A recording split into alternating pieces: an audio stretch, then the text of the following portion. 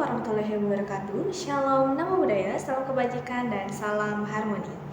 Baik, sebelumnya, perkenalkan nama saya Nilo Putu Aryasmi Dewi dengan NIM 2311011016, absen 9 dari kelas IKIBK semester 4. Pada kesempatan kali ini, saya akan mempraktikkan video dari LPLBK dengan 4 teknik, yaitu teknik inokulasi, restrukturisasi kognitif, talk stopping, dan teknik reframing, yang mana nanti akan dengan setting yang berbeda-beda, dimulai dari setting bimbingan klasikal, bimbingan kelompok, konseling kelompok, dan konseling individu.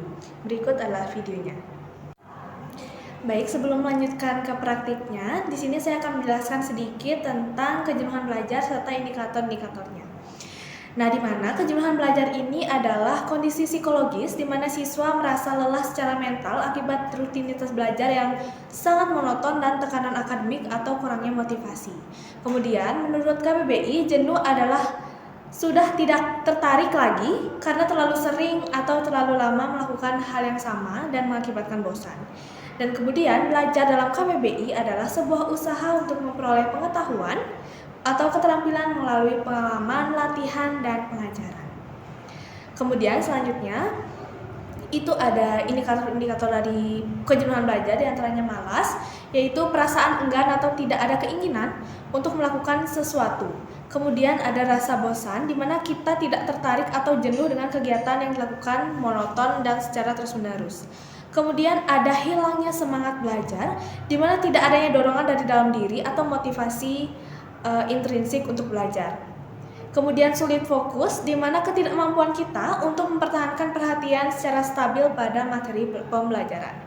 Dan yang terakhir itu adalah perasaan sia-sia, di mana biasanya muncul kekecewaan berulang dan keyakinan bahwa usaha belajar tidak akan menghasilkan hasil yang berarti. Kemudian dalam praktik ini itu menggunakan 4 setting, di mana dimulai dengan setting bimbingan klasikal, yang dimana bimbingan klasikal adalah pelayanan bimbingan yang diberikan kepada sejumlah peserta didik atau biasanya dalam satu kelas, dalam satu waktu secara langsung tatap muka dengan tujuan membantu pengembangan pribadi, sosial, belajar, dan karir mereka. Kemudian dilanjutkan dengan bimbingan kelompok, di mana bimbingan kelompok adalah layanan yang memungkinkan peserta didik membahas suatu topik tertentu secara kelompok dalam suasana terbimbing oleh guru BK ataupun konselor. Kemudian selanjutnya itu dilanjutkan dengan konseling kelompok, di mana konseling kelompok ini adalah layanan bantuan melalui proses terapeutik dalam kelompok kecil dari 6 hingga 10 orang yang difasilitasi oleh konselor untuk membantu anggota kelompok memahami dan mengatasi masalah pribadi, sosial, dan emosional secara mendalam. Dan kemudian yang terakhir itu adalah setting konseling individual, di mana konseling individual ini adalah layanan tatap muka secara langsung antara konselor dengan satu peserta didik untuk membahas masalah secara pribadi dan mendalam guna menemukan solusi yang tepat melalui hubungan profesional dan empati.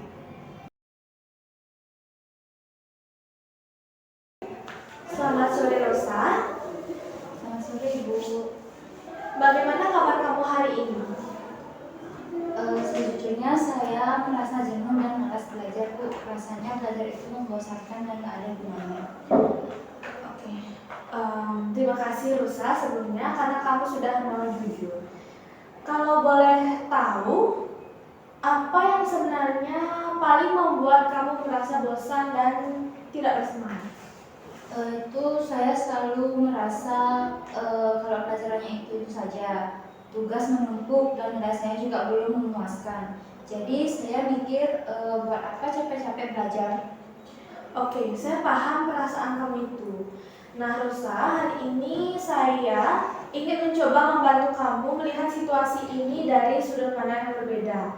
Teknik ini disebut reframing, yang digunakan untuk mengubah cara pandang kita terhadap suatu masalah agar kita bisa menemukan makna atau peluang positif dari situasi tersebut. Apakah kamu mau mencobanya? Saya mau, Bu, tapi saya tidak yakin akan bisa. Oke, tidak apa-apa, kita bisa mencobanya lebih dulu. Oke, kita mulai. Kamu bisa belajar kamu tadi bilang belajar itu membosankan dan gak ada gunanya. Kalau boleh tahu, apa alasan spesifik kamu merasa seperti itu? Saya sering gagal dan nilainya nggak naik-naik. Jadi saya merasa kalau belajar saya itu sia-sia. Oke, Rosa. Kalau kamu merasa belajar itu sia-sia karena hasilnya belum sesuai harapan, sekarang coba kita lihat dari sudut pandang yang lainnya. Apa ada hal baik atau pelajaran yang mungkin kamu bisa dapatkan dari proses belajar itu, meskipun hasilnya itu belum maksimal? Mungkin saya jadi tahu apa yang belum saya kuasai, dan saya jadi tahu harus belajar lebih fokus lagi. Betul sekali, Rosa. Itu artinya kegagalan itu sebenarnya memberi kamu kesempatan untuk mengetahui kelemahan dan memperbaikinya. Jadi, daripada belajar sebagai beban yang membosankan, kamu bisa melihatnya sebagai proses untuk berkembang. Nah, sekarang mari kita coba ubah kalimat belajar itu membosankan dan gak ada gunanya menjadi suatu kalimat yang lebih positif dan memotivasi. Bagaimana kalau kita katakan belajar itu adalah tantangan yang membantu kita untuk menjadi lebih baik setiap harinya? Kalau begitu, saya jadi merasa belajar itu memang sulit, tapi saya bisa terus berkembang. Oke, tepat sekali, Rosa. Dengan menggunakan reframing ini, kamu mulai melihat belajar itu sebagai peluang, bukan sebagai beban. Bagaimana perasaan kamu sekarang? Lumayan lebih semangat, Bu. Jadi saya merasa lebih siap untuk menghadapi tugas dan ujian nanti. Oke, bagus sekali, Rosa.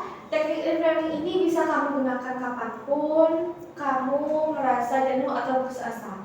Setiap kali muncul pikiran negatif, coba ingat kembali sudut pandang baru yang lebih positif ini. Bagaimana kalau kamu coba praktikkan selama seminggu ke depan, ya? Saya akan mencobanya, Bu. Terima kasih sudah membantu saya melihat hal yang berbeda. Sama-sama, Rosa. Senang bisa membantu kamu. Saya di sini selalu siap mendukung kamu. Kita akan bertemu lagi minggu depan untuk berbagi pengalaman, ya. Baik, Ibu. Terima kasih. Saya izin pamit. Baik, terima kasih kembali, Rosa.